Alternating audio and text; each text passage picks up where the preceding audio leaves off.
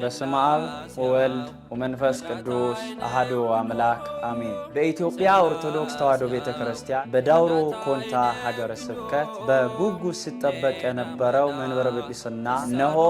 ከፊታችን ኅዳር 6 እና 7 በታላቅ ድምቀት ይመረቃል። በዕለቱም ብፁዕ አቡነ ጢሞቴዎስ የዳውሮ ኮንታ ከምባታ ጠምባሮ እና ሀላባ አህጉረ ስብከት ሊቀ ጳጳስ የቅዱስ ሲኖዶስ አባል፣ ብፁዕ አቡነ ኤልያስ የጋሞ እና አካባቢዋ ሀገረ ስብከት ሊቀ ጳጳስና የቅዱስ ሲኖዶስ አባል፣ ብፁዕ አቡነ ፊልጶስ የደቡብ ኦሞና አሪ ዞኖች ሀገረ ስብከት ሊቀ ጳጳስ፣ የቅድስት ሥላሴ ዩኒቨርሲቲ ፕሬዝዳንት እና የቅዱስ ሲኖዶስ አባል፣ ብፁዕ አቡነ ገሪማ የገዲዮ ኮሬና ቡርጂ ሀገረ ስብከት ሊቀ ጳጳስና የቅዱስ ሲኖዶስ አባል፣ ብፁዕ አቡነ ኒቆዲሞስ የምስራቅ ሐረርጌ የምስራቅ ወለጋና ሆሮ ጉድሩ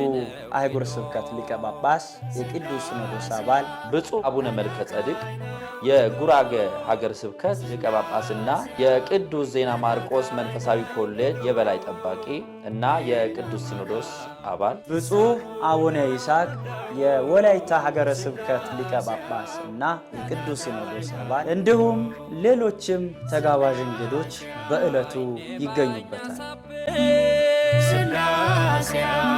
ባባ ሜንዳዎ ሳሏቶ ሳይባኛ ቃዴሳዎ